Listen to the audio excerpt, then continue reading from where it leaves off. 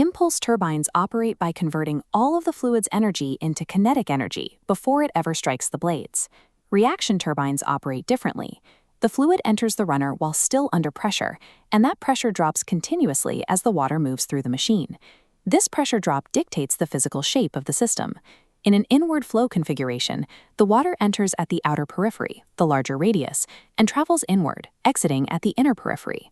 The standard real-world model for studying this specific geometry is the Francis turbine. To calculate the mechanical power generated by this system, we have to map the simultaneous changes in both pressure and velocity along that exact inward path. This is a 3D cutaway diagram of a Francis turbine showing its core physical structure. Notice the outer shell, the spiral casing. Its cross-section steadily shrinks as it wraps around the turbine. This forces the incoming fluid to maintain a uniform velocity as it distributes around the perimeter. Moving inward, the fluid hits the guide vanes. These fixed blades direct the water onto the rotating components at a highly specific trajectory.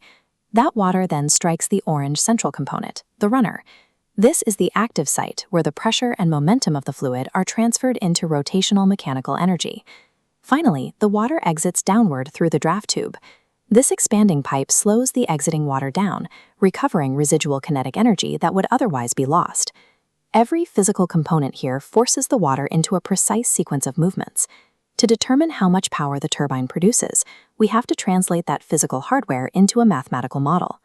We start by isolating a single blade and mapping the fluid's velocity vectors as it enters and exits the runner.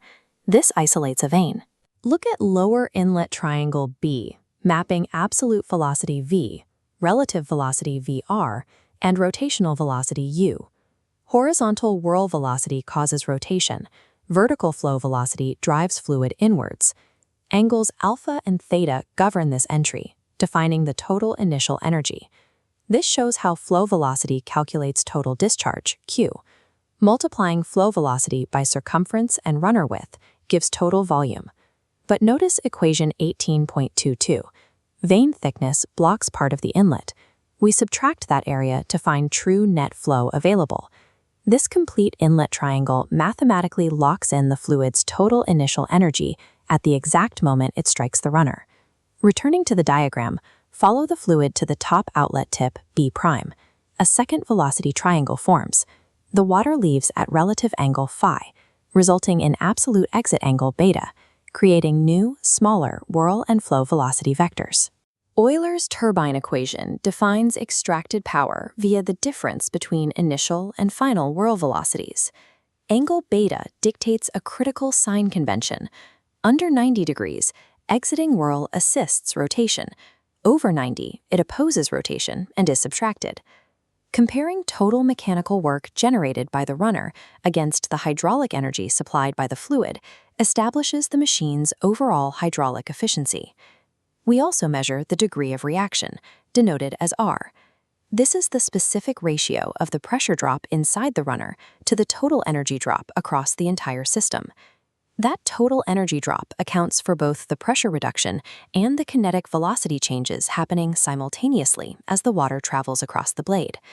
Ultimately, mapping the difference between these two distinct velocity triangles gives us the exact amount of mechanical work the turbine successfully extracted. Engineers use these vector models to optimize the geometry and extract the maximum possible work from a given fluid source. Standard design for modern turbines specifically targets an absolute exit angle of exactly 90 degrees. As beta shifts to 90, the absolute velocity vector aligns perfectly with vertical velocity. The horizontal whirl vector shrinks to 0, creating a purely radial discharge. With the outlet whirl velocity reduced to 0, the work equation simplifies. Power becomes strictly proportional to the initial whirl velocity generated at the inlet. Maintaining a perfect 90-degree discharge is difficult. Fluctuations in the total flow rate will naturally shift the velocity vectors and alter the exit angle. However, zeroing out that exit whirl remains the primary design target. Rotational momentum left in the water to leaving the turbine is simply wasted energy.